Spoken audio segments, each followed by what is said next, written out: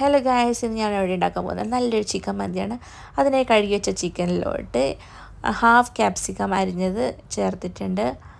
പിന്നെ coriander leaves ഒരു കൈപ്പിടി നിറച്ച് ചേർത്തിട്ടുണ്ട്. പിന്നെ ഓൾ സ്പൈസസ് പട്ട, ഗ്രാമ്പൂ, ഏലക്കായ, bay leaf, 2 chicken Maggi cube, 1 table spoon വെളുത്തുള്ളി ഇഞ്ചി പേസ്റ്റ്, 1 ടേബിൾ സ്പൂൺ മഞ്ഞൾപ്പൊടി, 1 ടേബിൾ സ്പൂൺ കാശ്മീരി മുളക് പൊടി, 1 ടേബിൾ സ്പൂൺ മല്ലിപ്പൊടി, 2 ടേബിൾ സ്പൂൺ മന്തി മസാല, ആവശ്യത്തിന് ഉപ്പ്, 1 തക്കാളിയുടെ ജ്യൂസ് ചേർത്തിട്ടുണ്ട്. പിന്നെ 1/4 കപ്പ് സൺഫ്ലവർ ഓയിൽ ചേർത്ത് നല്ലതുപോലെ മിക്സ് ചെയ്യുക. ചിക്കനിലോട്ട് മസാലകളൊക്കെ നല്ലതുപോലെ പിടിക്കണം. പിന്നെ കുക്കറിൻ്റെ ലിഡ് അടച്ച് വെക്കുന്നുണ്ട്. ഇതൊരു ഹൈ ഫ്ലെയിമിൽ 5 മിനിറ്റ് വേവിക്കുക.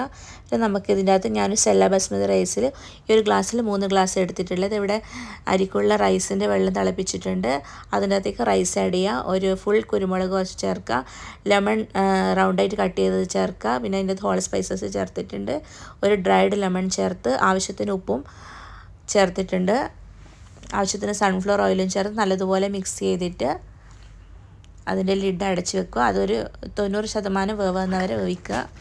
പിന്നെ റൈസിന് കളർ കിട്ടാൻ വേണ്ടി മഞ്ഞൾപ്പൊടി, കുറച്ച് കുങ്കുമപ്പൂവിൽ വെള്ളം ചാലിച്ചിട്ട് മിക്സ് ചെയ്ത് വെക്കുന്നുണ്ട്. അത് ലാസ്റ്റ് ഒഴിക്കാൻ വേണ്ടിയിട്ടാണ്. ഇവിടെ ചിക്കൻ വെന്തിട്ട് അതിനകത്ത് കുറച്ച് വെള്ളം എടുത്ത് മാറ്റി വെക്കുന്നുണ്ട്. ഇത് നമ്മുടെ റൈസ് ഇവിടെ 90% വെന്തിട്ടുണ്ട്. ഇതിപ്പോൾ നമ്മൾ ബാക്കിയുള്ള ചിക്കനിലോട്ട് മിക്സ് ചെയ്ത് വെക്കുകയാണ് റൈസ്.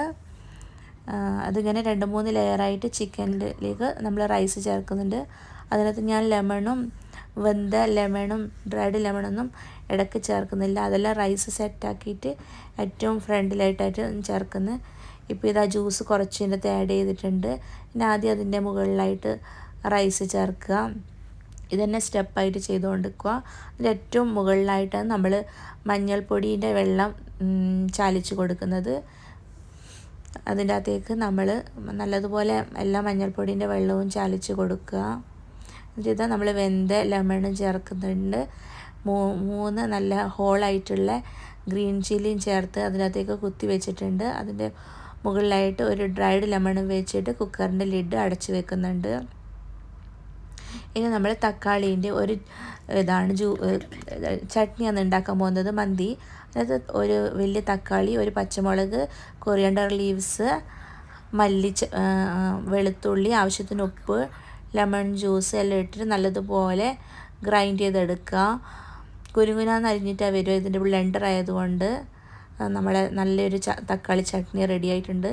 ഇത് നമ്മളെ റൈസ് ഇവിടെ സൂപ്പറായിട്ട് നല്ലതുപോലെ വെന്ത് വന്നിട്ടുണ്ട്. മോനിതാ വിളമ്പി കൊടുക്കുന്നുണ്ട്, അനിയത്തിക്കും കൂടി. നല്ല സൂപ്പറായിട്ടുണ്ടെന്നാണ് പറയുന്നത്.